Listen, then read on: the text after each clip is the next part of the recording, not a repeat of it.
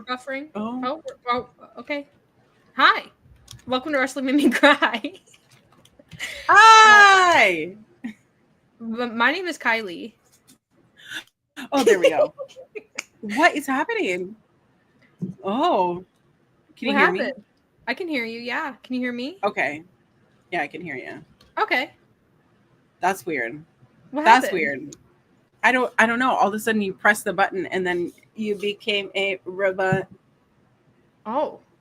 Am I a robot to you, chat? I don't know. Chat, let me know. But wrestling shirt of the day, Texas Death, and you know why? Because we're getting Texas Death. Boo, boo, boo. Hangman Mox. So excited.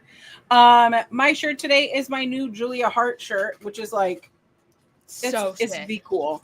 Sorry. I got lip gloss in my hair. Cool. What's this weekend? What is this weekend? I don't know. It's slipping my mind. I don't know. But my flight got moved. Oh my God. We booked our flights, my sister and I, months ago, right? One of them got moved. Our flight home got moved like 2 weeks ago or something, which was really bad because we have to be home at a certain time. Right. On Sunday. So we fixed it. We got a different flight out, whatever. It was fine. Our flight there gets moved. Which is also really bad. Okay. Mm-hmm. They moved it so we would be getting into Texas at like 11 p.m. or something. Disgusting. So we have to move that one. The only problem is, like, we cancel, we get our refund, whatever. The problem now is all the flights are so expensive because we're so close to leaving. So we found a flight, but now we're getting to Texas like a full 8 hours earlier than we anticipated. Mm-hmm. Yeah. Well, like, so I got the email last night that they were like, hey, unfortunately, the flight we booked for you is full. Mm-hmm. That's not my fault. You booked the flight. We booked this months ago. Anyways. But they were like, here are some options. And all the options were like Wednesday. And I was like, oh, I can't leave Wednesday. I still have to work Thursday. Yeah. And then they were like, oh, but also you could also do Friday evening. And I was like, no. We're not wasting a full day. Mm-hmm. So I ended up ring, hello. And they said, hey, good news. We have a Thursday evening flight at 11:59. So I'm going to sleep on that plane. I'm taking something to sleep. Because there's no way that I'm going to survive Friday if I do not sleep.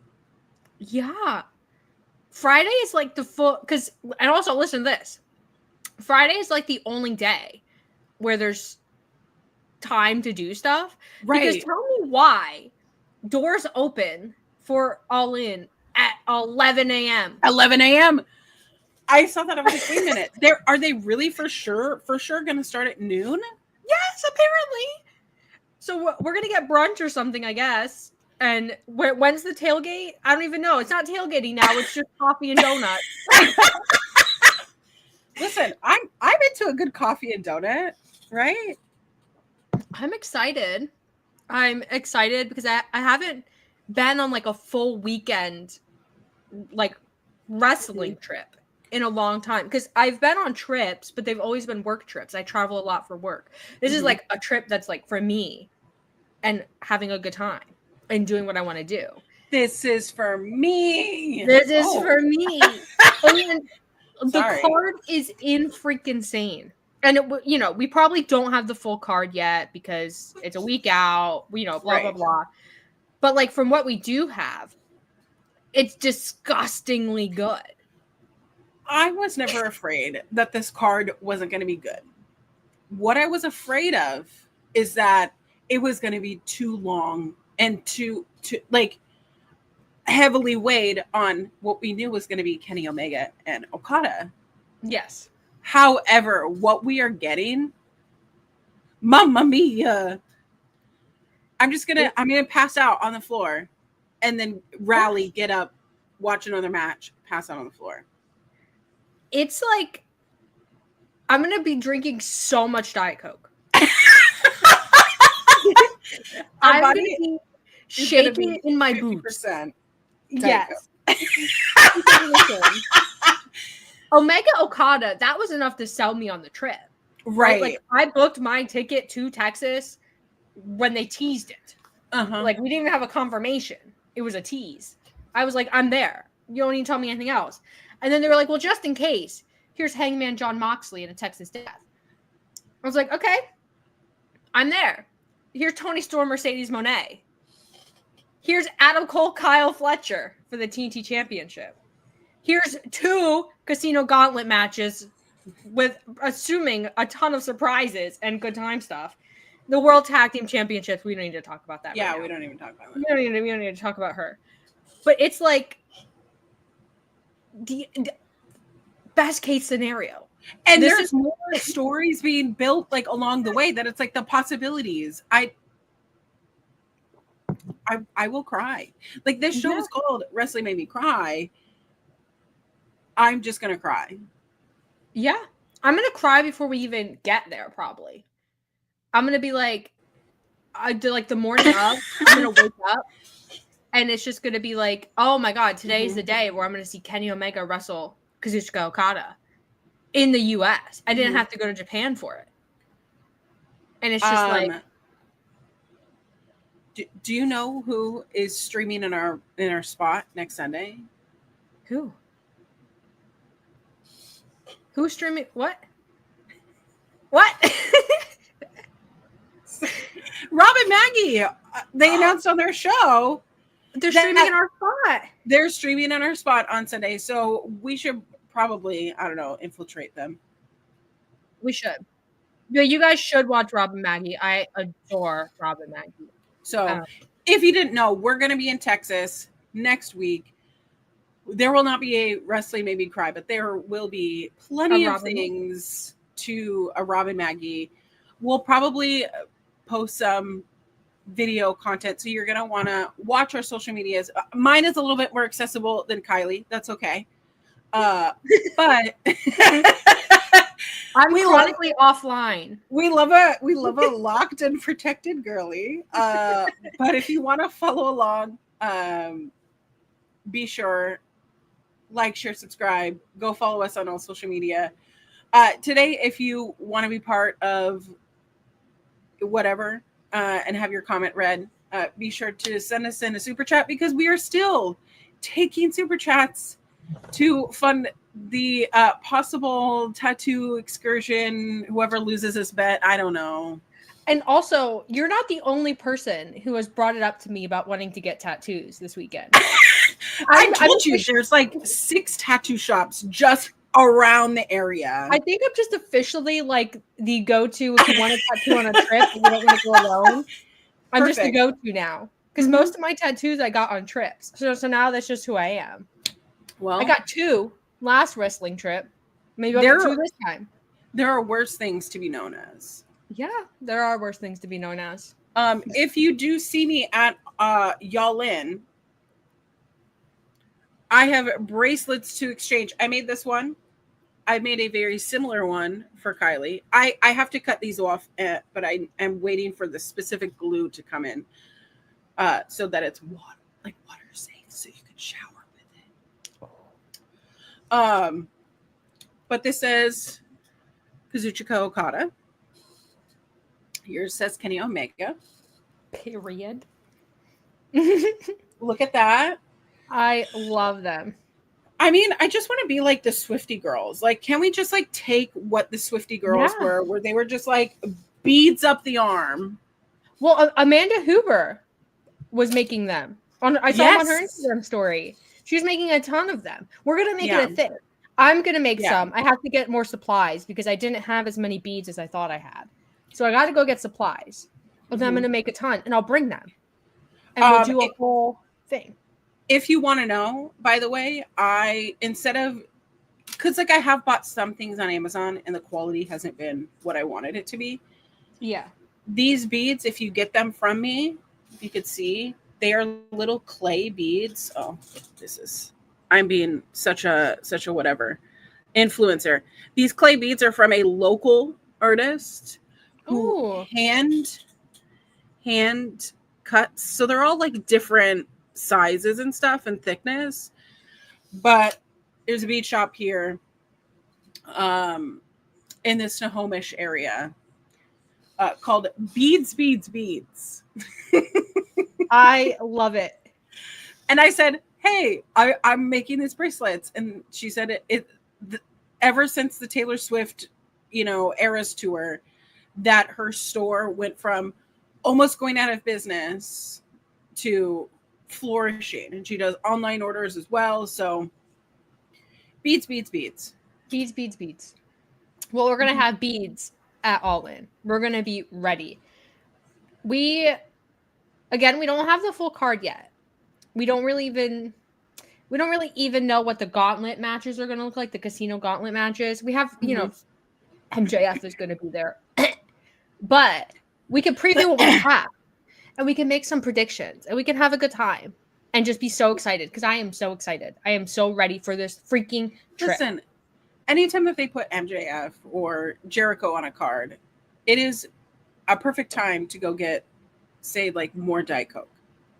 Yes, my Diet Coke or Skittles or do some push-ups, run a few miles, go fight a war and come back. Quite literally anything.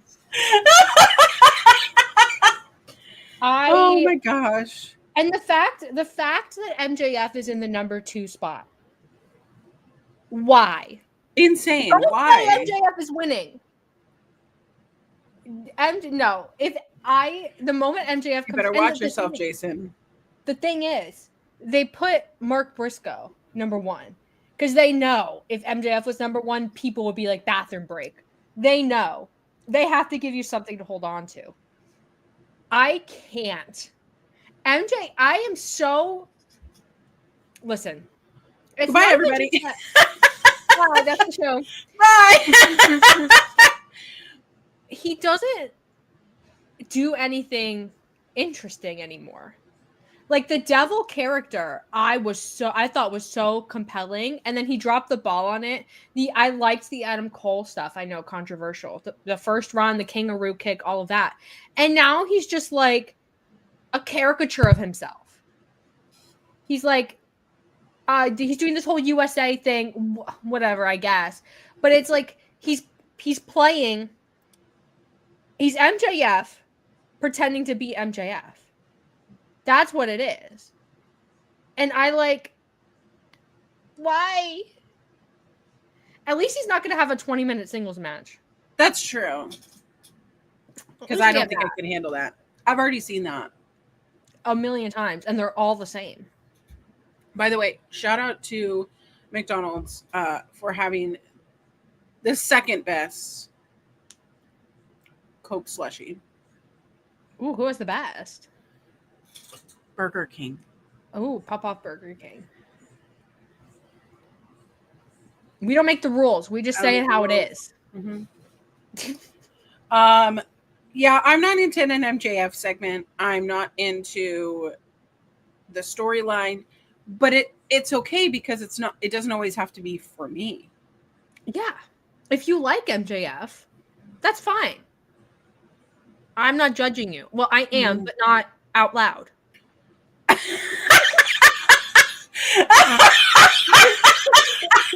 That should be on a shirt. I'm not judging you. Well, not out loud.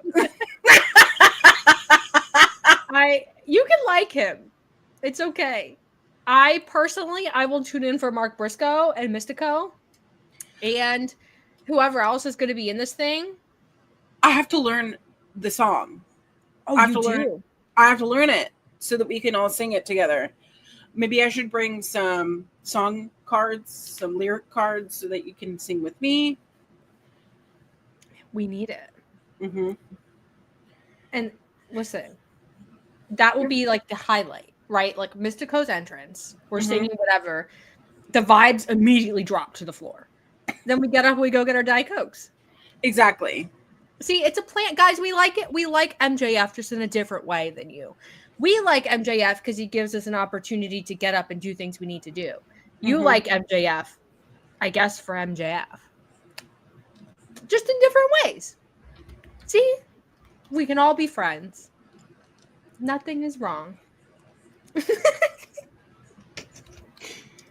We also... Blink twice if you're... Yeah. But speaking of MJF, we have to get this tag match out of the way so that we can have time to talk about the things we actually care about. Yeah.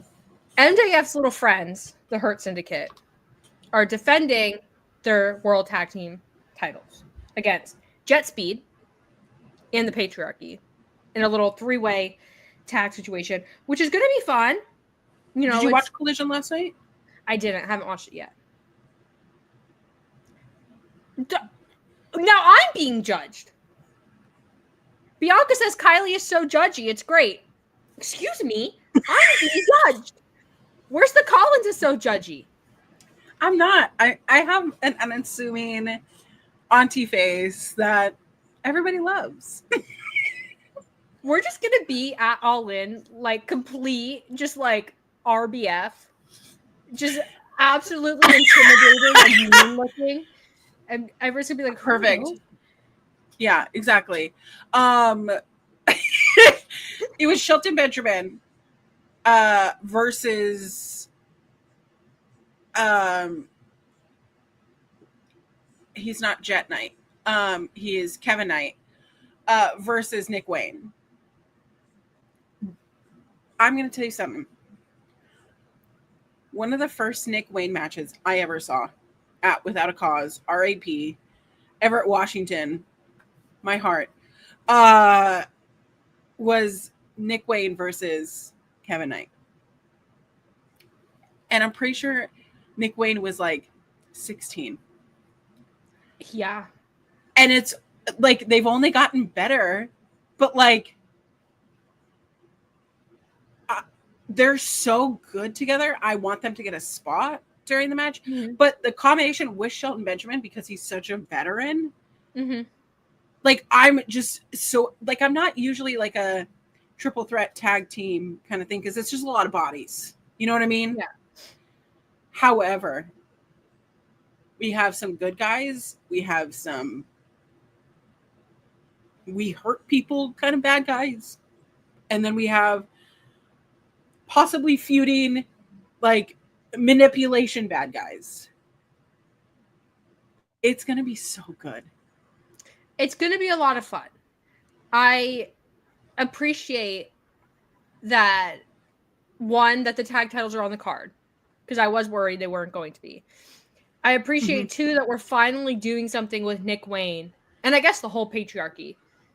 Yeah. That doesn't just revolve around Christian Cage wanting a singles title. Well, he still does that, but right. And I like that we're keeping Kevin Knight and Speedball like in the mix and not letting them, because they are, you know, fan favorites, and I want to see them any way I can get them. I just need the Hurt Syndicate to lose. That's ultimately my conclusion here. I don't care who it's to. Either of these teams. I don't care. It's whatever. Yeah, I'll get over it. I just think the Hurt Syndicate losing and not being tag champions will be a good catalyst to get this MJF situation done. Because Bobby Lashley versus MJF is something I need to see. And I need to see it ASAP. And we need to get the ball rolling. So MJF, first off, I'm worried that he's going to win the Casino Gauntlet. And I'm worried that he's going to put his opportunity on the line with Bobby Lashley. And because I personally want to see anybody else win the Casino Gauntlet. Personally. Yeah, same. Personally, I love when MJF loses. Exactly. It's the highlight of my day. But I just need the Hurt Syndicate to lose these tag titles because they're like they're not doing anything with them. And would I have loved to have a private party redemption story? Yes. But I think Tony Khan is not on the same page as me, which is whatever. We'll have a chat about it one day. But we gotta do something. Especially because FTR and the Outrunners, I haven't seen the match, but people in the chat have said it. I saw it on Blue Sky. It's so good. So good. It's apparently like people have said the Outrunners like best AEW match this far. Yeah. So like you have those two like solid in your tag division, and FTR is doing some other, heel stuff. I think if you could give it even to the patriarchy, which I don't know about Adam Copeland. But I think Jet Feed should probably win. But even if it's the patriarchy, I'm not going to be mad about it because I'm going into this with the hopes that the Hurt Syndicate loses. That's my key. I think that MJF is going to cost the Hurt Syndicate in some way. What if we start the show with the triple tag? Okay. The 3-way tag. And then in the gauntlet match, Bobby Lashley's there. And Bobby Lashley beats MJF there.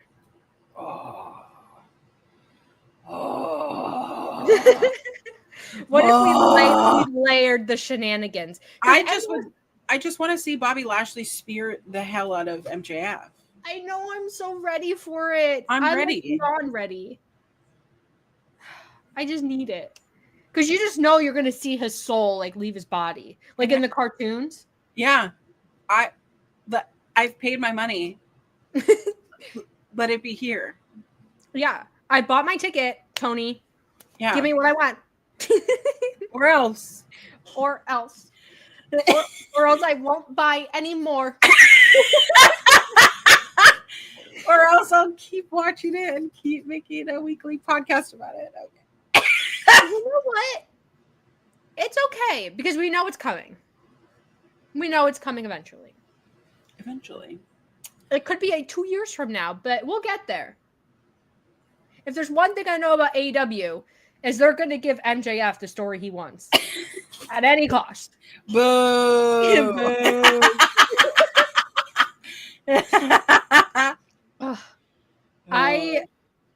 This triple tag's going to be good. Speedball is going to get tossed around. Like, it's going to be good. Christian being there is interesting. Christian being there is interesting. However, we've seen some dissonance between Nick Wayne. That part where he put his hands on him a couple months ago, that made my blood boil. See, because we had all assumed it was going to be Christian Cage and Adam Copeland against FTR, which it could still be the goal, which I think it should be the goal because that match, oh my God. But we could get a Christian Cage, Adam Copeland versus Nick Wayne, Kip Sabian situation. I mean, we still have, after this, we have Forbidden Door, which we still need to build some things for. Yeah. And then we have All Out. Yeah. In Canada. Not just saying, I don't know if you guys know this, Christian and Edge, they're Canadian. It's kind of a big deal. They're Canadian? Yeah. Did you guys watch Up, Up, Down, Down? I used to watch Up, Up, Down, Down back in the day. It's like I used to watch it all the time. They had Edge and Christian on for like one episode or something. And they told this story. And I'm going to butcher the story retelling it, but I think it's so funny. Okay. It was a story about Edge and Christian when they were teenage boys. They were playing some hockey game. And they're both like really sore losers. And so I don't remember who it was. I think it was Christian ended up storming out into the snow, into the cold Canadian snow. I think it was Christian. It might have been Adam Copeland, but I'm pretty sure it was Christian. Ended up storming out. And they had to go find him. And it was this whole thing. And that is the kind of relationship that they need to bring into this tag team. They need to just make it like what the Hardys should have done in AEW. This like long relationship. It's like, because that's what FTR is. That's their story. That's what we need to build for. I absolutely agree. I don't know when Copeland will be back. Mr. Cope Mr. Cope. Mr. Cope. It would be hilarious if he returned at a match that I was at. Every show we've previewed since he went out, we've just been like, oh, maybe this is a show Adam Copeland comes back. Maybe this is a show Adam Copeland comes back. Maybe he comes back. But he's been seen in like certain appearances. He's gone to games, like hockey games when they were doing hockey things. So it's not like he's not around. He's not in public. It's not like he's in hiding or, in a deathbed somewhere. Like he exists. He's real. Yeah. When are you gonna come? We'll get there. Come for us. But take that back. I mean, come to the show for us. Be in the show. Come back. Yeah. Yeah, for us. And only us. For us. Hold up. Anyway, walk that back. This is not an After Dark episode. No. What about this TNT title match? Oh yeah. So last night, if you didn't know, they had this like weird segment, and I was like, how do we get, because the vision was Kyle Fletcher, right? Yes. But like, why did Daniel Garcia have to get involved? I don't know. They had to get involved to have a pretty decent main event. Daniel Garcia versus Kyle Fletcher for the opportunity for the TNT title. Mm-hmm. Was an all right match. I just want to know, what is the bump on the side of Kyle Fletcher's head? Why has he got a gooser? I don't know. You remember when Adam Cole back in the ROH days, he had one on his head? He had a gooser for a long time. Yeah. Maybe it's just that same thing. But I don't know.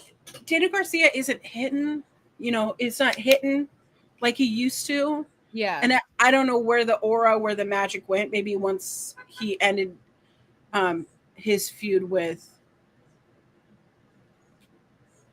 Wheeler Yuta? ? That was a thing. Yeah. Well, and then he was TNT champion. He feuded with Adam Cole, and then he had that whole FTR Daddy Magic, Angela Parker. I wasn't into that. No. So I think that they need to rekindle the magic somewhere. Go back to the drawing board with him. Yeah. Because the vision I see is Kyle Fletcher, TNT champion. Yes.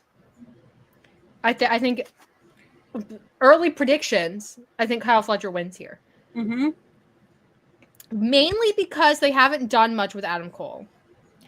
You say that, but it's like he's had match after match after match, and I keep seeing him on Wednesday. I keep seeing him on Saturday. Yeah, but it's like the title isn't going anywhere. It's not going anywhere. It's not like elevating anyone else except possibly Kyle Fletcher. And I hate that because Adam Cole Baby is my boy.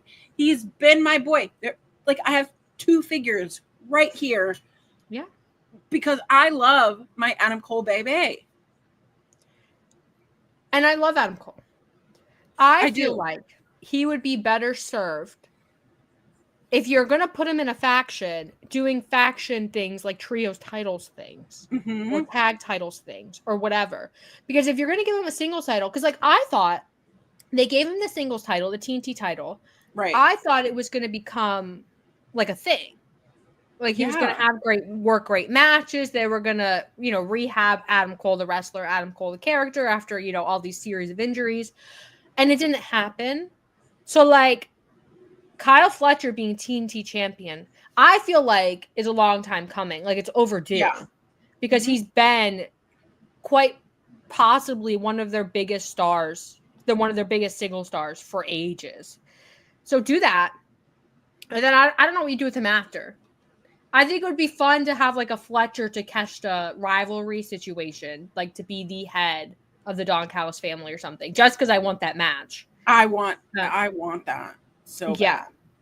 You could also, I mean, you could put him against Brody King, who's also becoming one of their most over organic stars. Mm-hmm.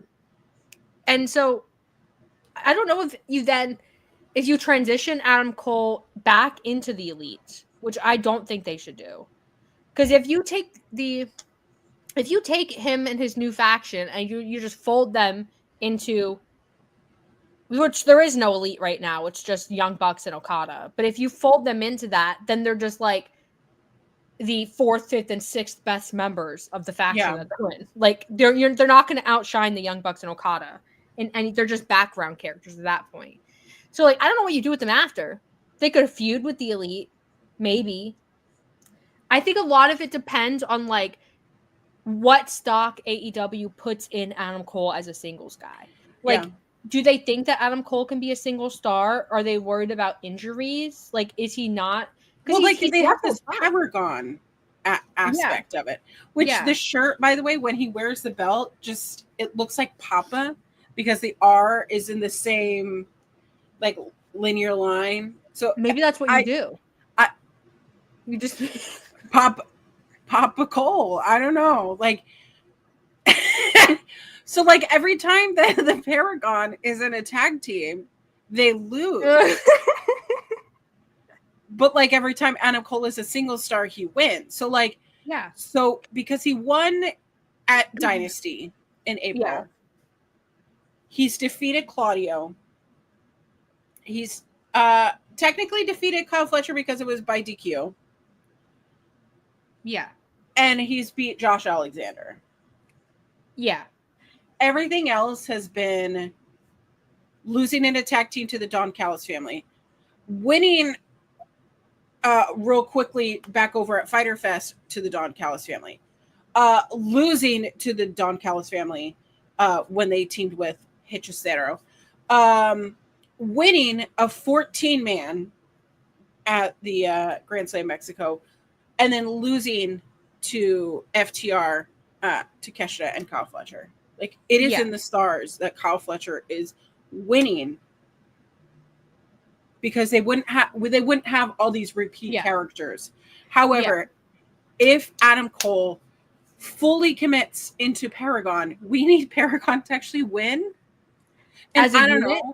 As a unit, like be substantial. Yeah. Or what are we doing? Are we just going to have those boys feud together? What's the point? That's what I'm thinking. Because, like, the Kyle Fletcher story so far for the TNT title, it's pretty textbook AEW, like, whatever. I'm, like, really curious if AEW would commit to the collapse of the Paragon. Get rid of it. The name is bad. They don't win. Get rid of it. Nobody knows what it means. Nobody knows what it means. And they could have done so many different things. It sounds like a shape. It's not a shape. It means like the excellent exalted ones. Like, but just say that. Yeah. And so I'm curious if they're going to spin into an Adam Cole, Kyle O'Reilly thing.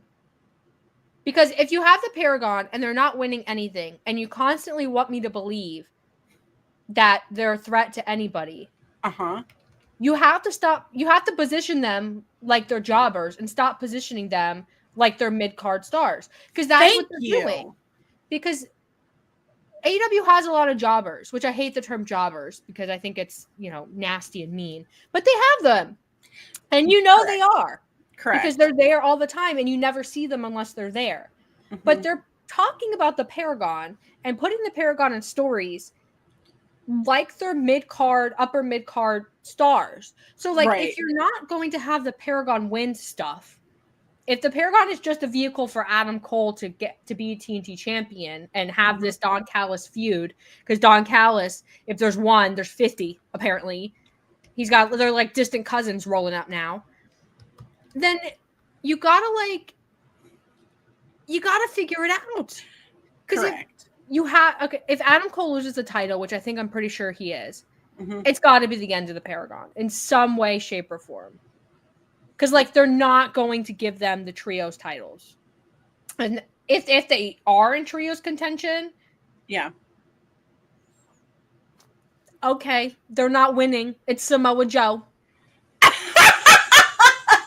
You're telling me? See, that's a team that has come together by a smorgasbord of things. Hook is out, come in Will Hobbs, all. And now Hook is mad. Get out. Do you know that his girlfriend is on Next Gen NY, which is a Peacock reality show? I did not know that was a show. So if you didn't know, by the way, you can wow your friends with this knowledge. Next Gen NY is a reality show on Peacock that is the kids of somebody who's famous living in New York City. The show is not for a 30-something-year-old. The show is oh, my dog is upset. So it's Gia Judice or whatever. Her mom is on the Real Housewives of New Jersey. People like that. So it's people who have been in the reality space or they are famous. One girl is a music producer's kid. So they're dealing with the pressures of their parents and all the things. Hook's girlfriend is somehow friends with all of them. And she comes through the screen wearing boxers that say Hook on them. And I go, wait a minute. What? Wait a minute. Huh? And then she goes, yeah, my boyfriend is in this match and blah, blah, blah, blah. He's AEW star, Hook. And I'm like, I don't like when my reality show watching everything comes back to AEW. But now he's been not featured on the show, but there's been a segment. So I'm like, is that what he was filming? Because I heard that he was away filming. Yeah. I thought it was going to be for a movie. And if it's for a reality show. Well, he's mad at Samoa Joe. He's mad at Samoa Joe, but he's on Peacock.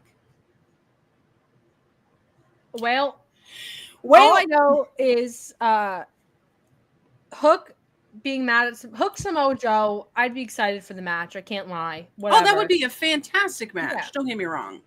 I just feel like Hook has no reason to be mad. And so I don't understand why he's mad. Yeah. They're like, oh, guys, Hook is injured. Dang, the team is a man down. Of course they're going to bring somebody else in. Right. And so then Hook's now upset about it. Get out. Stop being a brat. You did it to yourself, first of all. Second of all, you should be glad that your team was able to find someone and still win. The kids these days. They don't know these days to play as a team. They know nothing about teamwork.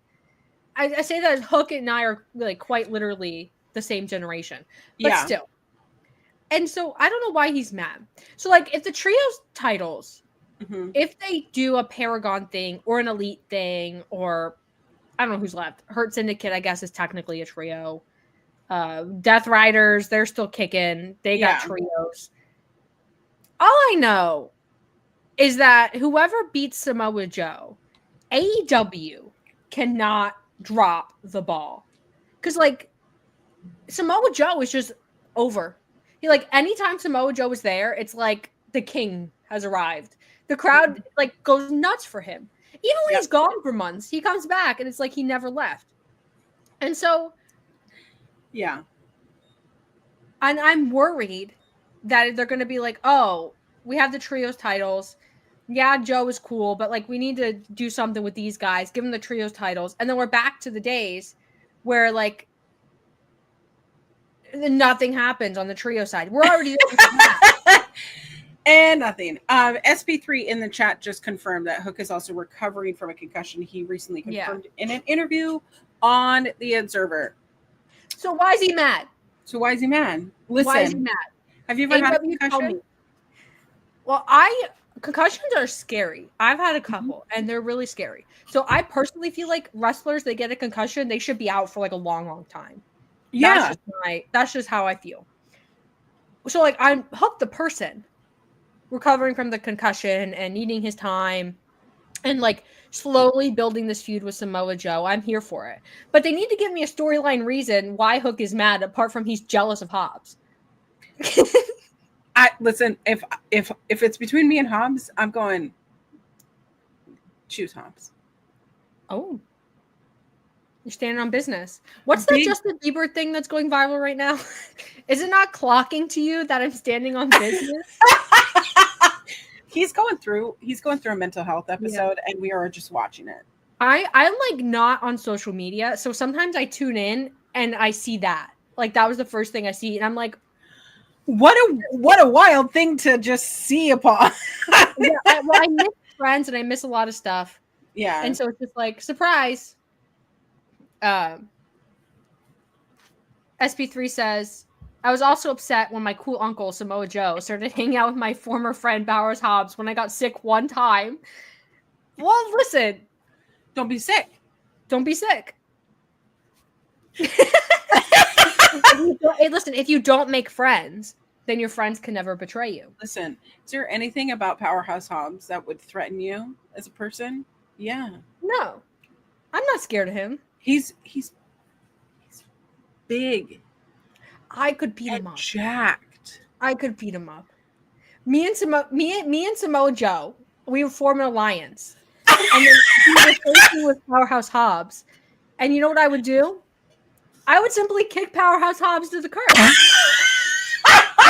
much jealousy, too much Kiley, melodrama. Just do the work, dude. This is the confidence I needed to hear today. Like, this is like... My toxic trait is that I feel like I'm capable of anything. And so it's not good. It's the ADHD. But I just go, even if I can, I'm probably like, I probably shouldn't. I just do it. I can't. Mom said I'm not allowed. Mom said I'm not allowed. My Auntie Colin says, yeah, you can't fight Powerhouse Hobbs. But dang, I couldn't fight him. I met Powerhouse Hobbs in person one time. Mm-hmm. And I will say, he's a lot bigger in person, and that's really saying something. So back when I did Honor Ramble with Kimmy, who's no longer doing media or doing wrestling stuff, mm-hmm.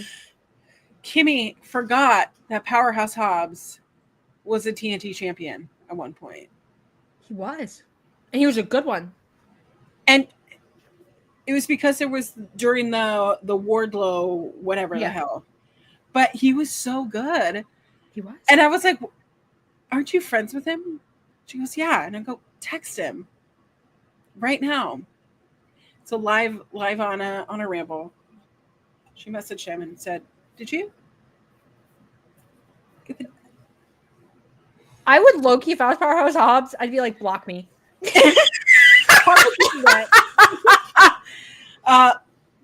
Lose my number. Wait, he's a wide man too. Yeah. He's obviously jacked, but he like, you know, like a tile floor. Like you take up like 2 tiles. Powerhouse Hobbs takes up like 17. He's big and he's tall. And so listen. Some would say I would also take up 17 tiles, but you know. No, Powerhouse Hobbs is abnormal in a good way. I'm not body shaming him. He's very jacked. Listen. He's the boss. If he says Hook, get out, Hook needs to get out. That's all I'm saying. Hook, you don't stand a chance. That's all I'm saying. That's all I'm saying. I love that though. Yesterday I wore something to the fully expected someone to body shame me over because I wore a crop top. And all I was thinking was all these men can wear whatever the fuck they want to the gym and no one bats an eye. Yeah. But yet someone in a larger body wearing a crop top, lifting weights. But guess what? I got so many dang compliments. It was like, I like it. It reminds me of Kirby. And I was like, yeah, it's Kirby. You're like, obviously. Obviously. But I was jamming out. While I was doing my workout. So I'm just saying, wear the crop top, but you still can't fight and win against Powerhouse Hobbs. You can't. Except unless you're me. Then I could. I love your delusion. It's so I cute. live in delusion. But honestly, life keeps working out for me. So I think it's just a cheat code. I don't know. Listen, I'm into it. I'm into it too. I love that we started talking about Adam Cole, and this is where we arrived. I mean, Kyle Fletcher's winning. But Kyle Fletcher's winning, obviously. Yeah. This is the transition, but what they do with the Paragon is important because... Yes. I personally feel like they really missed an opportunity with massive babyface Kyle O'Reilly.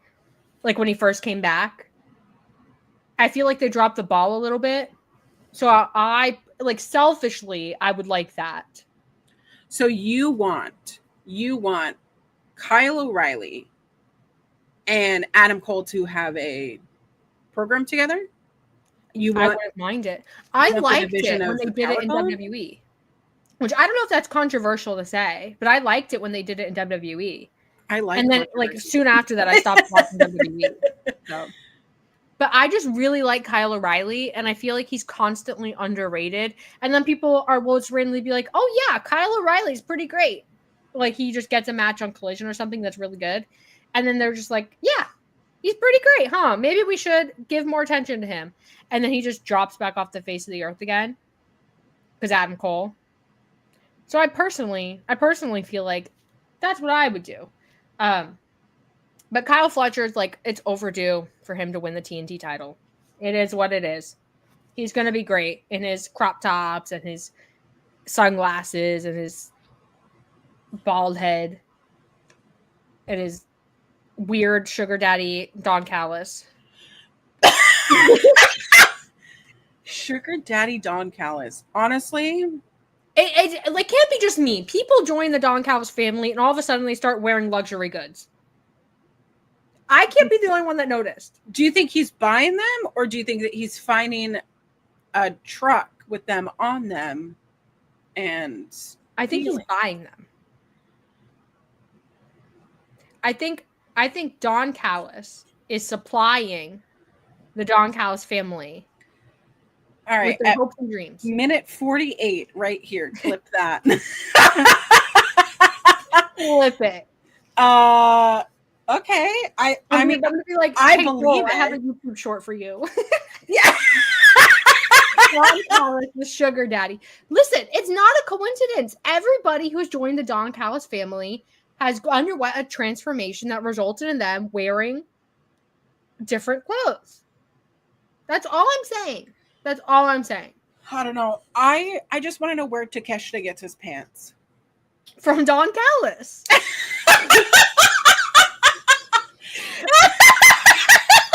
Where can I buy them? Because he has like the drop crotch like samurai pants. I need them. Well, Don Callis, let us know, bud. Yeah, Don Callis, I've never said a bad thing about you. Never. Pants, Don. You know. Okay. Hit us up. I'm all for Sugar Daddy Don Callis. I'm into it. Let's into it. Mm-hmm. That's the only reason they hang out with him. I mean, fair. Let's talk before I say something heinous. Let's talk AEW Women's World Championship. Timeless Toni Storm versus Mercedes Moné. I'm torn. I don't know. I want to hear your thoughts. Okay. First off, Mercedes, whatever gear you have planned, throw it away. You need to have cowboy gear. Just say. Have you noticed that her gear has been like Beyonce? Yes, that's themed? Yes.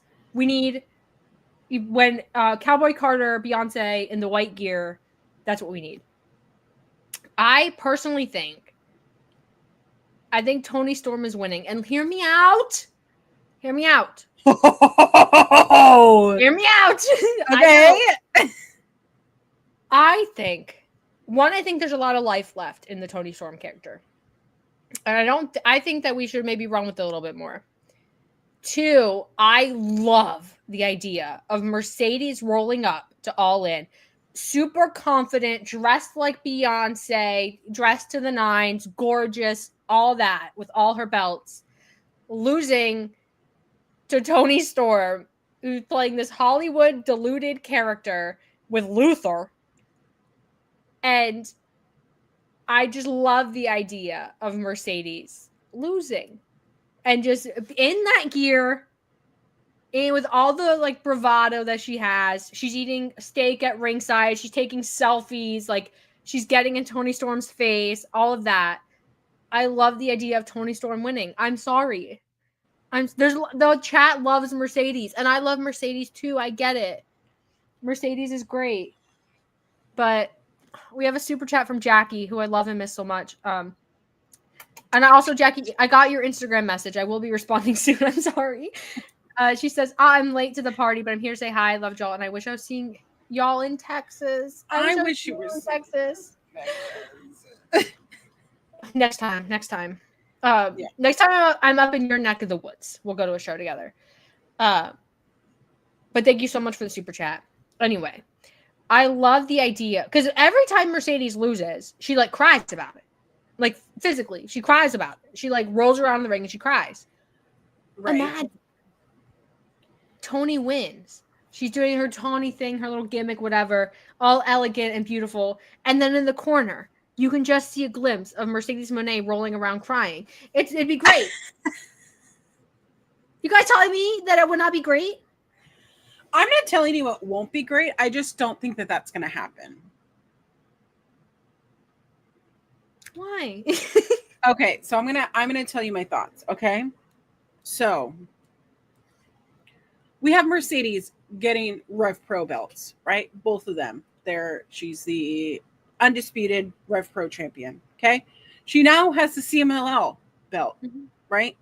So now she has that belt. It is to potentially elevate CMLL, but we'll see. She did drop her New Japan belt. Still has the TBS. She has other belts. Shoot, now my brain goes blank. But she has like 5 belts. So there's belts on belts on belts. Why would you have the belt collector go up against Toni in such a way with a women's casino gauntlet match that whoever wins gets a future AEW Women's Championship? Mm-hmm. Is there anyone going to win other than Athena? I don't know. Maybe. But here's my thought process. I think it would be hilarious if Mercedes is winning all these belts around the world, winning. She's so confident she's going to beat Toni. She beat Athena, all this stuff. I think it would be hilarious that if the AEW Women's World title she doesn't get on her first try. And listen, I think Mercedes Athena is something they're going to do for the TBS, for, I don't know, they'll get back to it eventually because they have to, because they didn't do it here because they're stupid. But I think Mercedes not being able to get the AEW Women's World title, I think it elevates the title instead of it's just another piece that she has. It's like, oh, this is a big one. Toni Storm is a big fish. I think it's good, like, in that regard. And 2, I think there's more to be gained from humbling Mercedes and getting some kind of evolution there. Instead of just letting her steamroll, she's always going to have a guaranteed win when she has the title because she has all the titles. Like, she has to lose them eventually. And I don't know how these other promotions are going to go about that because, my God. but she has to lose the TBS eventually. And sure, but that's not going to happen now. I think it would be a big misstep to have your only 2 women's belts on one person. But like, what if Athena challenges her right then and there? Like at All In? Yeah. Why not? 10 seconds. 1, 2, 3. I don't know. Is that allowed? Is it like a money, guys? Is it like a Money in the Bank situation? Why can't it? I don't remember. All I know is Christian had the briefcase and it sucked. I don't remember. Okay. Don't get me off track, SP3. We are not talking about Love Island here right now. Okay, but this is a correct opinion. I'm going to tell you something. Love Island UK. See, this is what happens. This is what happens. You get me off topic. SP3, I'm blaming you. Final thoughts on this. Love Island UK, there are less repercussions in the UK for being messy on reality TV. You can be as messy as you want. You can be crash out hard. Like, they are unafraid to be messy. In the US, they have to go into this knowing this could impact the probability of me getting like campaigns and online, influencer status. So I don't think that people in the US are as authentic of who they are, where they don't care. They are who they are. And those are the best characters who do not care. However, this season of Love Island USA, the women, all of those women, all of those bombshells, all of the Casa Amor women, I would die for, because they are so beautiful. The men,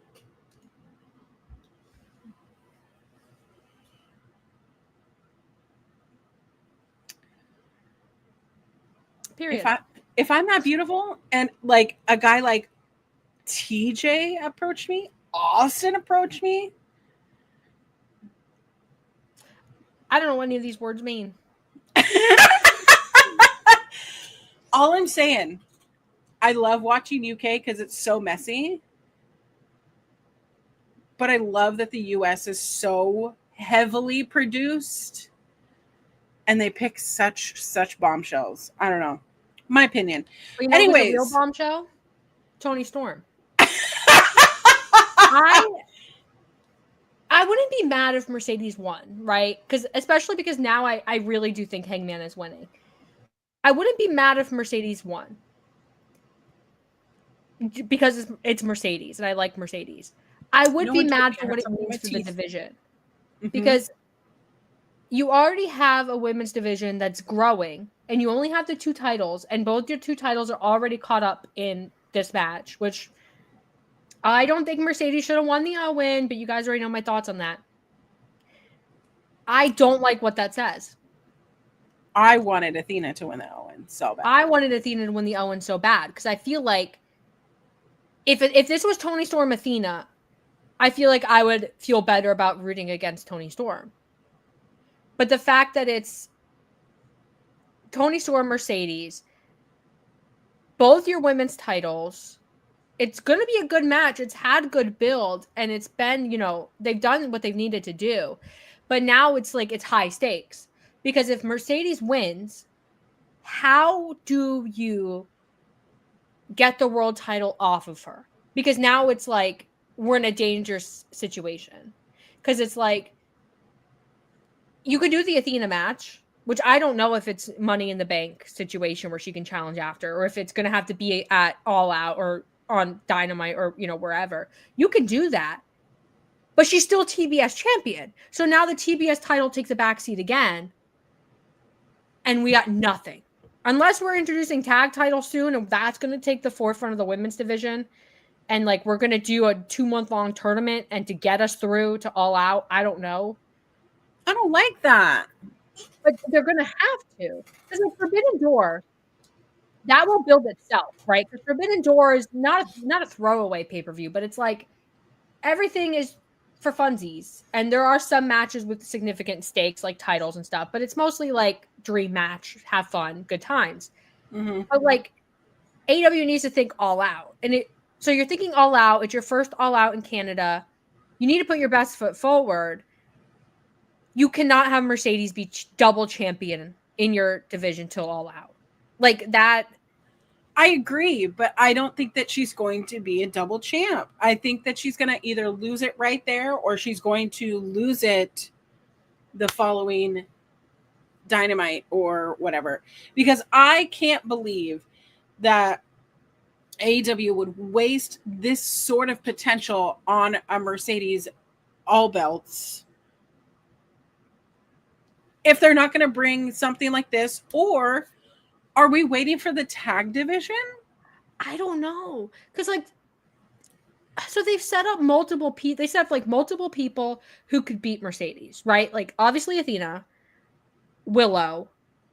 We still have Megan Bain, but now she's in the tag division that doesn't have a title.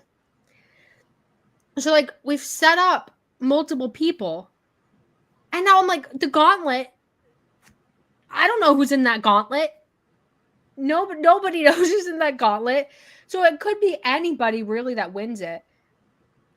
If it's Athena, I don't know if it's a Money in the Bank situation where she can cash in the same night.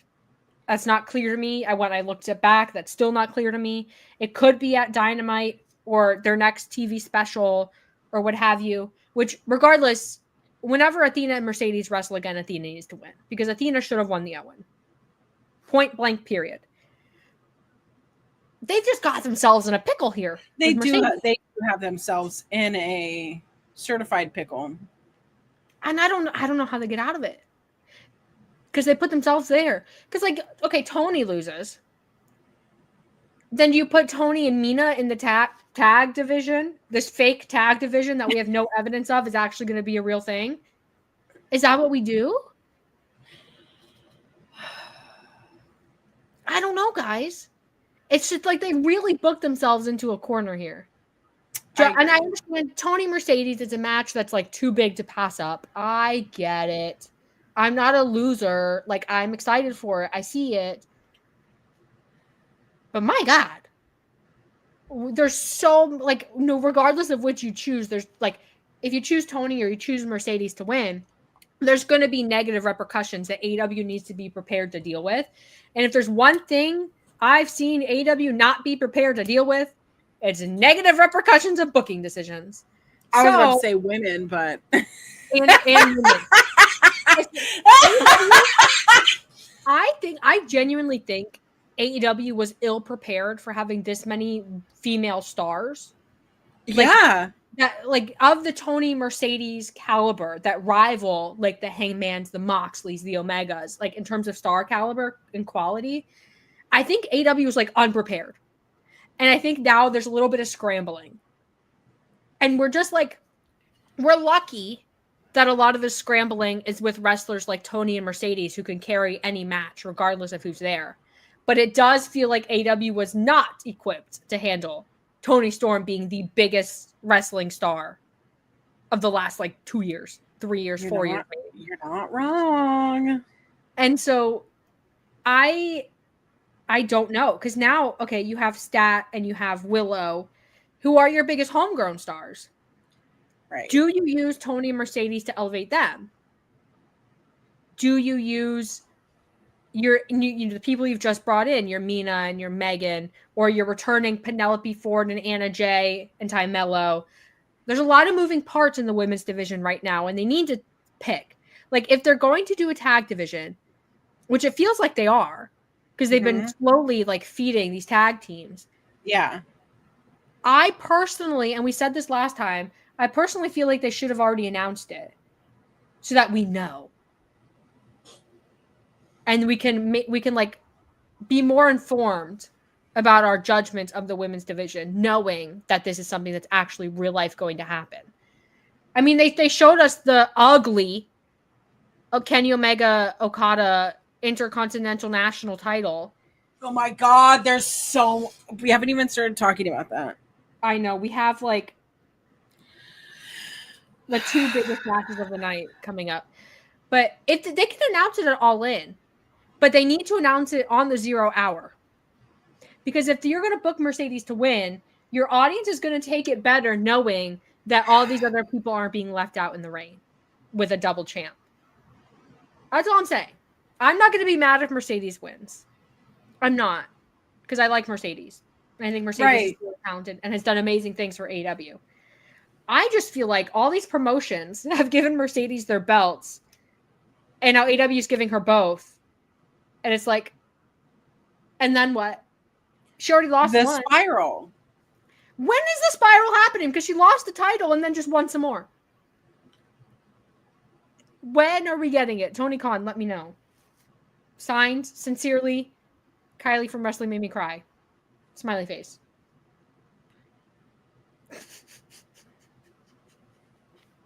I think it would be so funny if Mercedes defends the TBS title before the world title if she wins it. That would be so funny to me. They're like, oh no, funny this title off of her.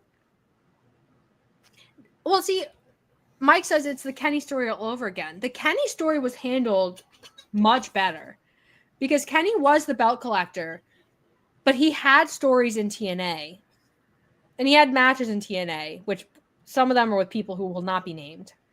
Okay, but the fact that we didn't know that he was also like wrestling injured, insane. On the verge of death. Yeah, I don't know. Well, what I mean is, I think it'd be funny if she loses the TBS title. Or the CMLL or like any of the other ones she has, her whole like ensemble of titles. But anyway, let's talk Kenny Omega. Now that we're on belt collector time. I'm unwell. Yes. Because here's the thing. They had the blood moment. They had the Kenny Omega spitting blood moment. And I go, oh no, are they blowing their load too quickly? You know what I mean? Like, not to be graphic, but like, we've seen that happen often enough that I am worried that I was like, this is such a monumental match. Like, people don't understand unless they've saw New Japan in real time, or you can go back and watch it right now on New Japan World. Really easy to find. By the way, I rewatched all of those matches. It is easy to find if you know what you're looking for, and they have the chapters separated by the match, so you don't need to scroll forward. Okay, AEW, Peacock. It's so good. You can figure that shit out too. Yeah. ROH. You remember back in the day when New Japan World was terrible ass? Yeah. Yeah. Not anymore. And everything was clumped together and you were like, I don't know how to navigate anything. Yeah. I can figure it out now. Anyways, rewatching those matches, knowing that like the last time that these two men have been in a match together, multiple surgeries haven't happened. Multiple life-saving measures hadn't happened. They are much old. I say much older. It's like 5 years. It's 6 years since they last had a huge singles match against each other. It's been some time. Wait, what? Wait a minute. 8 years. So it's been some time. Okay? However, they can still fucking go. Mm-hmm. They can still fucking go. And I know that the matches themselves are going to be insane. We know that it's going to be concentrated on Kenny's abdomen, which could we stop doing that? Can we stop? Please? I don't like it when you do it to Brian's neck.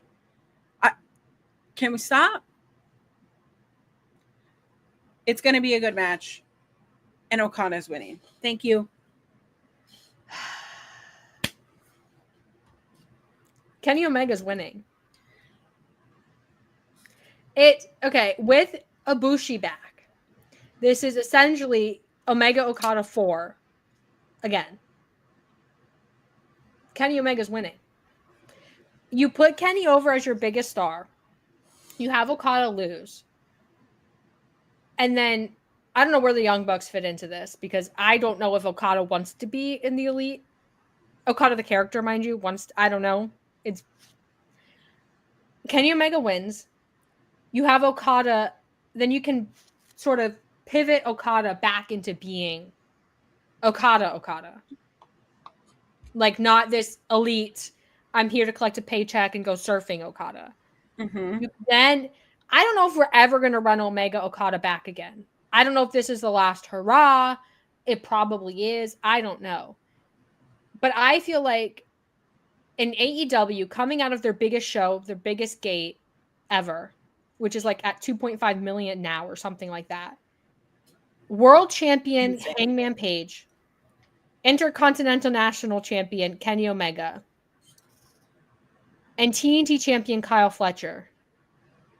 And then regardless, Toni Storm or Mercedes, regardless of who wins, like the women's division is set. I think that sends a message. Because Kenny Omega has been on like a really great run since his return in January 5th, whatever it was, the first week of January. Yeah. Also, it's raining, I think. So if you hear rain on the window, I can't do anything about that. It's raining. It is. It's going to rain every day for a week. Where was I? What was I saying? I don't remember. Oh, I think it, and then you can have Okada, like, I don't know what you do with him after that. Okada versus Kyle Fletcher for the TNT championship would be great. You could give him to Hangman, have that be Hangman's first title defense, and that would be great. I'm like talking as though Hangman is winning because I think Hangman is winning. Yeah. But I think Kenny Omega having a big babyface win and embrace with Ibushi, I think that's like, I don't know. I feel like this show, I feel like you need to have as many baby faces win as possible. And I know it's not possible all the time, but there are heels in AEW that you could have win and it'll be fine. Like Kyle Fletcher. But I just feel like, I don't know. I think it's too good to pass up because the iconic, I don't know what the Young Bucks are doing. I don't know if they're going to interfere in this match. I don't know. Because they have a match too. I don't know. But I just feel like Okada winning doesn't have as much oomph as Kenny Omega winning. I completely disagree. I think we need further momentum for Okada. We need further momentum for him to have a match with Takeshita for that unified championship. I think there's something else a brewing. And but what if you have Okada versus Takeshita for a shot at the title, and then you can get Okada Takeshita and Takeshita Omega 3? I don't know how many they've had out of it. That makes me so excited. And then also, if we put Will Ospreay in there, we have a chance for Ospreay Omega 4. Kenny Omega has too many like historic rivalries. Now I'm like losing count of all the matches. I wouldn't be same thing as Mercedes. Like I'm not going to be mad if Okada wins because like I'm there for the match. Like I don't really care about the outcome as much as I care about the match happening and getting a decent amount of time. Nobody dies. Nobody gets vertigo. No, be careful. But I do care about this title, whatever it ends up being, like being an actual thing and not just being like Okada's Continental title, which was just a prop for the C2, or like the International title, which was kind of just like a prop again. I'm sorry, guys, but none of these titles ever really meant that much of anything. Like we want them to be unified. That's what I'm getting from this. Like it's not the fact that like we don't want it to be unified. I want them to be unified because there's too many dang titles in the men's division. But like we know that the Continental Championship was created for Eddie Kingston. Like to go through that tournament to win. my God, Eddie Kingston. Yeah, we'll get to Eddie Kingston when we talk about Hangman John Moxley, because I have thoughts. I want the titles to be merged, and I want them to mean something. Right, that's also the thing of like it has to mean something. Yeah, and so, I think Okada beating Kenny would mean something to me. But also, I feel like sorry, I do feel like they're both in AEW now. I get it; they're both AEW guys, but like part of me still feels like if you're Tony Khan, you're gonna want your OG to come out on top. But I don't know if Okada, if the Young Bucks lose. Yeah, I don't think the Young Bucks are losing. I don't think the Young Bucks are losing either. And I'm kind of mad about it, to be honest, because I feel they should. Well, I think I heard somebody say it on a post show. If they can't, because it's against Swerve and if they lose, they can't go for the title belts for a whole year. Yeah. Where's All In next year, y'all? It's in London, baby. So have Will Ospreay challenge for the main title, whoever that is, and he wins in the UK. That's what this is for. It's for Swerve and Hangman, 80 million. Like it's for.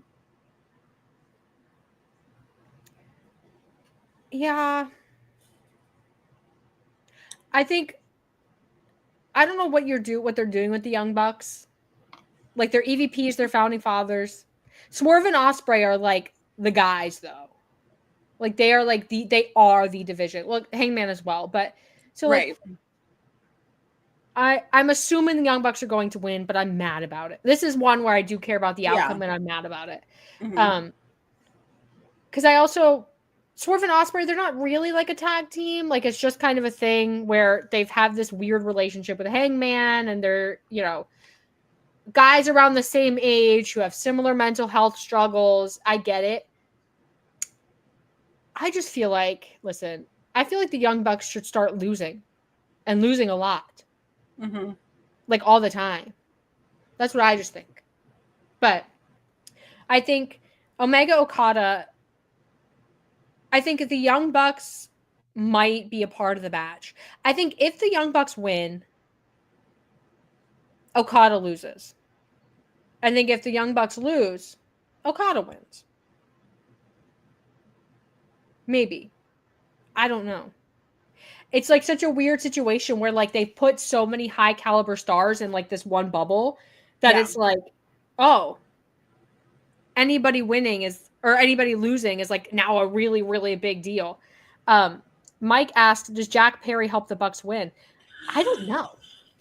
Do you bring back Jack Perry at All In? That'd be a hell of a message.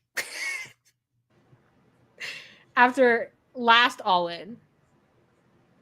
Do they bring him back?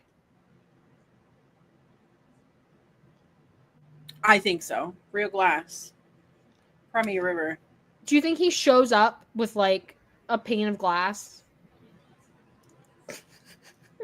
Sorry, I didn't mean for my face to make. Yeah. He's gotta have another YouTube short. I think even like in the woods, like living off the land and doing weird stuff. So like if he, I don't know, weird man things. So he's like a woodland creature now. Which scapegoat, goats, maybe. But you could bring him back. Bring him back at All In. After everything that happened with the Real Glass thing, airing the footage, Jack Perry has a complicated history with this pay-per-view. So, I don't know. It would be such like the smarmy Young Bucks to bring him back, though. These like EVPs. It would be on brand for the characters they're playing. Sure. I just don't know. I'm not like, it's hard to gauge where AEW fans stand with Jack Perry, because like the Jack Perry fans are really vocal about being Jack Perry fans. And so are most AEW fans of the scapegoat, or is it just like the scapegoat fans are just like the loudest in the room?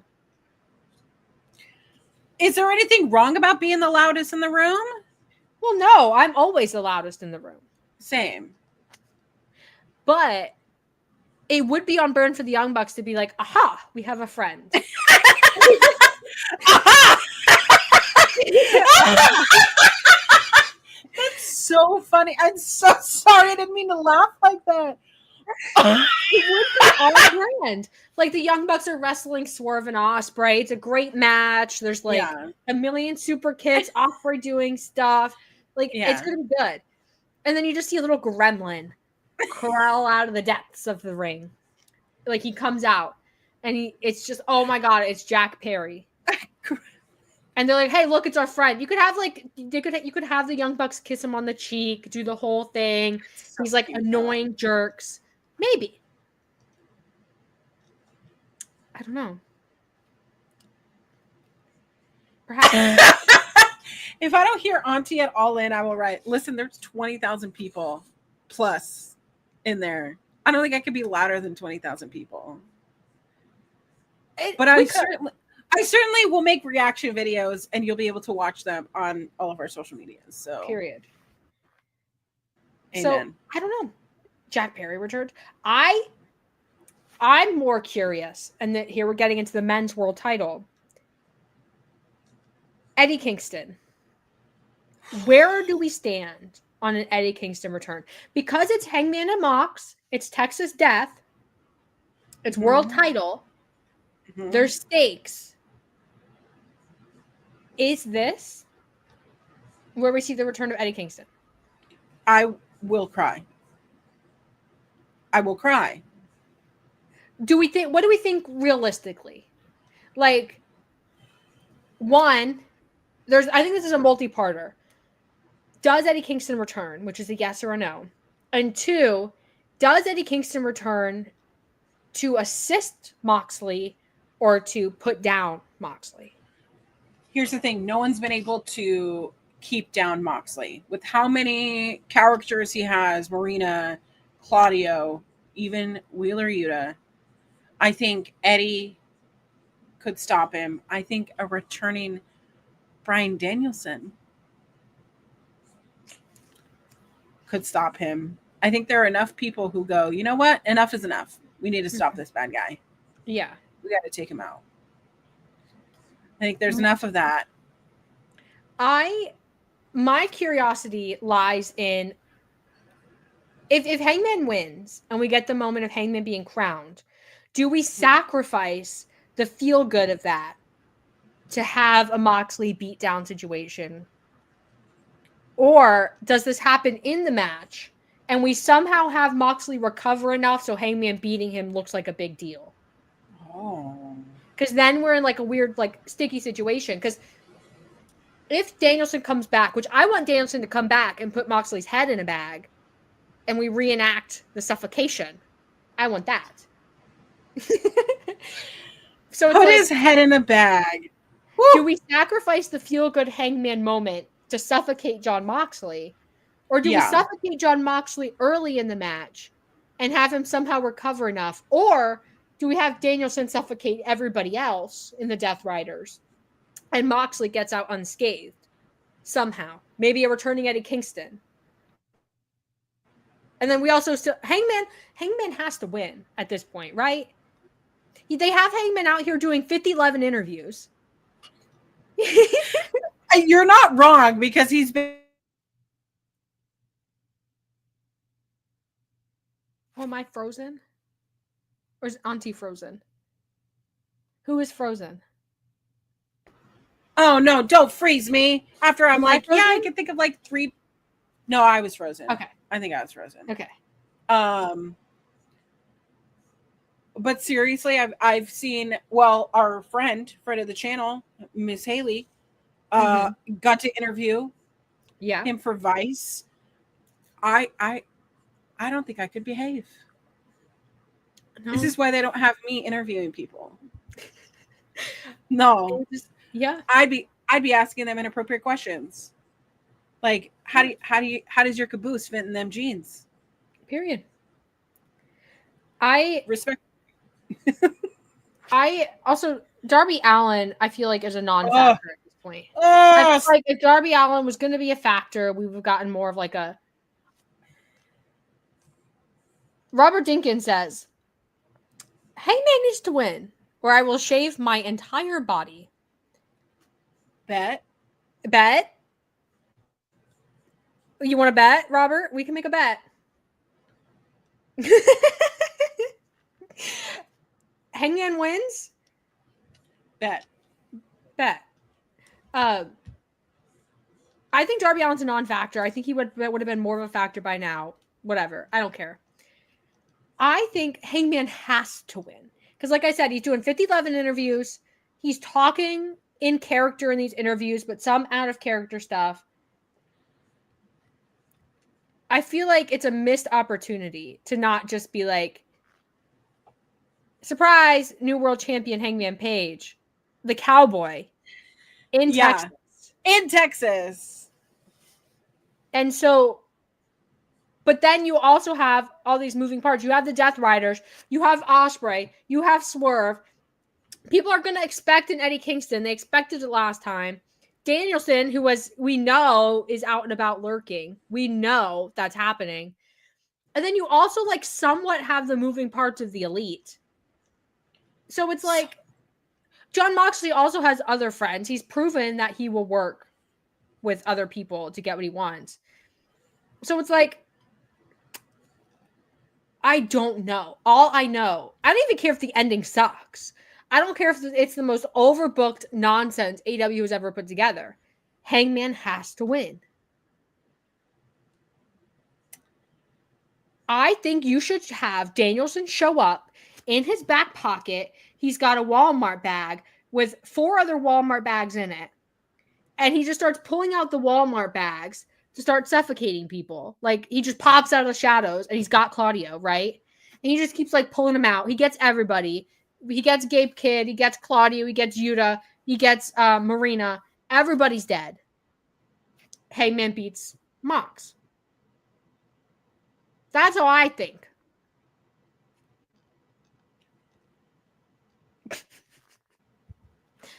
Oh, let me catch up on chat. Are you frozen again? Are you frozen? Am I frozen? No, I'm not frozen. I'm processing how.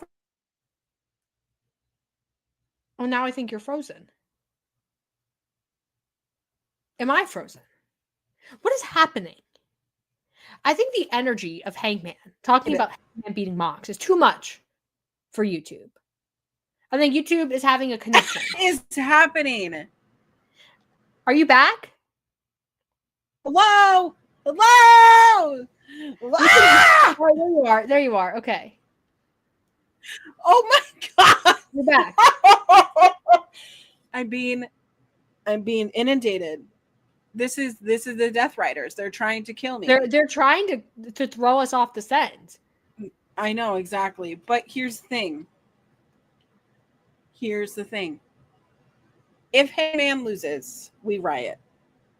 Clearly. Yeah. If not now, when? We said that was Swerve, right? Yeah. If not now, when? You lost. Like, I think, I don't know, because it can't be Darby. It can't be Darby, who's been gone, who hasn't seen the insanity that has happened. Yeah. It can't be. But I think if Hangman loses, it's going to be Darby. And, like, there's some comfort in knowing that'll be over soon. But I think, listen, in terms of building a fan base, I think going back to your roots, your biggest homegrown star ever, Hangman Page, the cowboy, you can have him come out on a horse in Texas, winning the world title in Texas. I feel like that's a big moment. that you really shouldn't pass up. Because if you have Moxley come in and he beats up a cowboy in Texas, and he does it with the help of his loser friends. Also, mind you, that Hangman has gone from a bad guy who burned down a house. People were like, Hangman did nothing wrong. Yeah. And all of a sudden now everybody believes that Hangman did nothing wrong. Because Hangman did nothing wrong. That's his power. Okay, so he is the guy. So, like, suck it up. Let him beat Moxley. Let him beat Moxley clean. You can have Eddie Kingston and Bryan Danielson take care of the Death Riders. I don't care. Gabe Kidd. He shows up. Gabe Kidd squaring off with Eddie Kingston. Money. Get rid of him. Shoo. Fly away. Put him in some freezers. Something. And let Hangman beat Moxley clean. And then you can have Moxley leave for a little bit and have him come back. And it'll be fine. I don't think that Moxley's going to be bad if he loses. I just worry the capacity that, like, other people will be. I don't think Marina could stand on her own. I don't think that. Yeah, that's it. Yeah, well, I mean, we talked last time about Marina and, like, I feel bad. Yeah, because they've done nothing to build her outside of the Death Riders, whereas the other members of the Death Riders, they have other stuff. Yeah. I mean, maybe you put her in a tag team. Maybe she's part of this incoming tag title situation. I don't know. But what I do know, AEW figured out, dog. Because, like, nobody, as far as I'm concerned, you don't have a men's world champion. Because we don't see the belt. He doesn't hold the belt. He doesn't touch the belt. And all he does is ramble and rave about how much everybody sucks, right? If you're really genuinely going to sacrifice Hangman Page, the cowboy, your most over men star right now, if you're going to sacrifice him winning as a cowboy in Texas for Darby Allin, we need to have words. Words. Because there is nothing Darby Allin can do that'll be as good as cowboy shit Hangman Page winning in Texas. In your biggest gate, your biggest show in the U.S. Yeah. Your biggest show in terms of, like, impact ever. If you sacrifice that for Darby Allin, I fear you do not understand your fan base at all. That's fair, actually. And it's not that people don't like Darby Allin. Some people don't. But other people, they like Darby Allin. It's just that they like Hangman more and they hate Moxley more than they like Darby Allin. So, like, figure it out, dog. Figure it out. Get on the Twitters. We know you're on the Twitters. You told us a million times with Mina's theme song. Get on the Twitters and see. The stars have aligned for this moment. The stars aligned. This is the universe screaming at you, saying, hey, Toni, stop being so stupid. Book Hangman Page to win. I didn't make the stars. I didn't tell them what to say. The universe made the stars and told them what to say. All I'm saying is I'm reading the stars, Toni. And the stars are not predicting a Darby Allin win. Period. Sincerely, Kylie, cry, smiley face. I'm into it.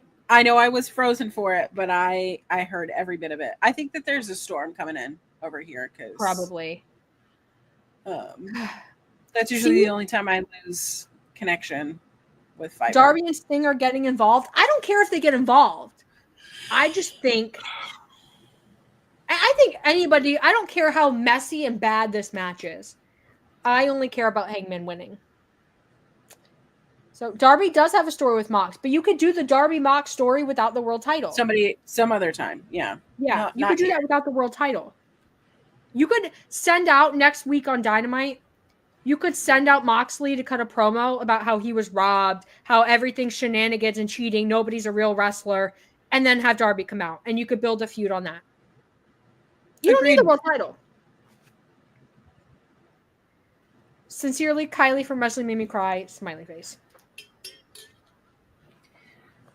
Period. If Darby returns, and if the rumors are true that Sting will be in town, I mean, he is going to be in town because he's going to be at Starrcast. But if they get involved, there will be me screaming. Screaming at the top of my lungs. No! Yes. But, like, can we just give Hangers a clean win here? Yes. And just imagine closing the show, because I'm assuming this is going to close the show. Imagine closing the show, and you have Hangman and Swerve and Ospreay and Sting and Darby, everybody celebrating, and then you cut to the Death Riders, like, littered down a hallway. They're all dead with bags on their heads. It would be great. Would love it. Everybody just get murders. Everybody just get murdered. We hurt people. No, we murder people. We murder people.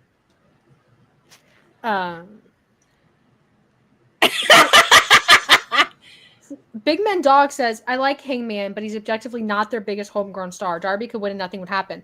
I disagree. Hangman is their biggest homegrown star. I don't think any of the pillars come close. Yeah, I don't think any of the pillars. I mean, maybe MJF because he's a crossover star now. But even then, I feel like in terms of like impact on the product, I think Hangman far supersedes.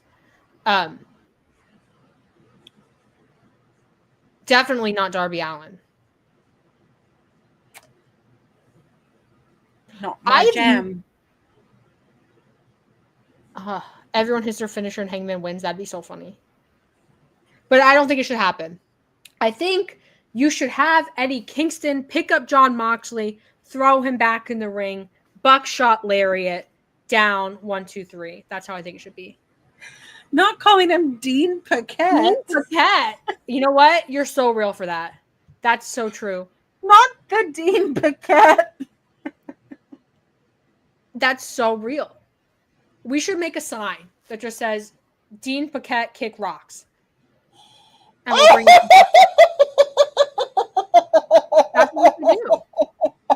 Let him know. Let him know.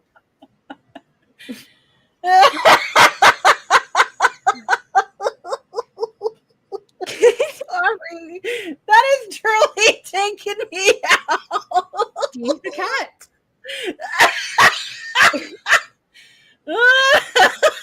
Oh gosh, I'm sorry. Oh.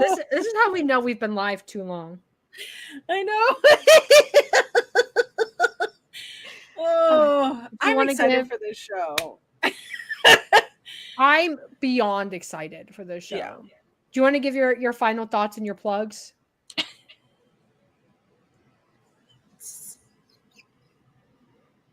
Okay. Sorry.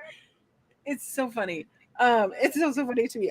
Final thoughts is that I have not been this excited for a wrestling show in quite some time. Probably since All Out 2021. I've been to multiple AEW wrestling shows. I've been to, Wrestle Dream and all the things, but I'm just so excited to spend some quality time. I've had a rough couple goes here the last couple weeks. But I'm just so ready to be around my friends, be around my work colleagues, and celebrate how great wrestling is. Right? Period. Also, I don't think it's a coincidence that the finale of Love Island USA is the following day, and that is when my flight is supposed to be at. So everyone's gonna know who wins Love Island, and I'm gonna be up in the air. But it's fine. It's fine. It's fine. Oh, it's fine. It's fine. You'll live. But if you want to follow all the content that I'm going to be making while we're in All In, doing all the things, follow me _queer auntie everywhere there is a social media. Always happy to talk about the show with you, because it's gonna be good. I'm so ready for this show. And they're gonna add other stuff. They'll add, the 0 hour matches, and they'll add, whatever. But I just think this is going to be, for me personally, I think it's going to be my pay-per-view of the year. I'm just so excited for every match on this card, except for, MJF. I'm excited for every match on this card.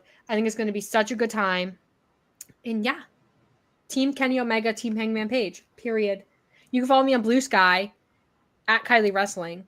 I talk about mostly wrestling on there. I talk about some other stuff. I just vibe. We're just having a good time. Also, Mike said a 6-hour wrestling show. Let's go. The fact that the show is still going to be like 6 hours, and it starts at noon. Mm-hmm. The 0 hour starts at noon, I think. Disgusting. But it's okay, because we're going to get out at a decent time. We can get out at a decent time. We can go to dinner or something. It'll be good. We have to celebrate by doing something. For me, it depends on if Hangman wins. If Hangman wins, straight to the tattoo shop. My 3rd Hangman Page tattoo. I was about to say, what would you get? Because you already have a horseshoe. You already got a boot. I have a cowboy boot, and I have a butterfly. So I don't know. Oh, you have a butterfly. So should we do a horseshoe? Perhaps. For good luck. Yeah, we'll workshop it. I like it. But yeah, follow me on Blue Sky at Kiley Wrestling. This is Wrestling Made Me Cry. It's a show where me and Collins come on every Sunday at noon on Fightful Overbooked, and we talk about things in wrestling that made us cry. It's in the title. Can't miss it. We're not going to be live next week because, as we said, we're going to be in Texas. Rob and Maggie will be live. You can come check out Rob and Maggie. They're excellent. I love them dearly. So check that out. But other than that, we're normally live noon-ish Eastern. Fightful Overbooked. This is Fightful Overbooked. It's a channel that has 1,000,001 different types of shows, wrestling and non-wrestling. So yeah, just go check. You guys know how to use YouTube. You don't need me to tell you, but go check out the playlist tab. Go look, find what you like. If you're watching this after we go live, I need you to do 3 things for me. I need you to like, and I need you to comment below 1, Omega or Okada, and 2, Hangman or John Moxley. Okay. Do that. Because we need to survey the room. We're doing a social experiment here. All that being said, thank you guys so much for joining us.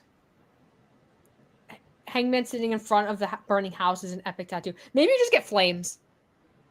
We just get a horseshoe on fire. Okay, that's pretty metal. I like that.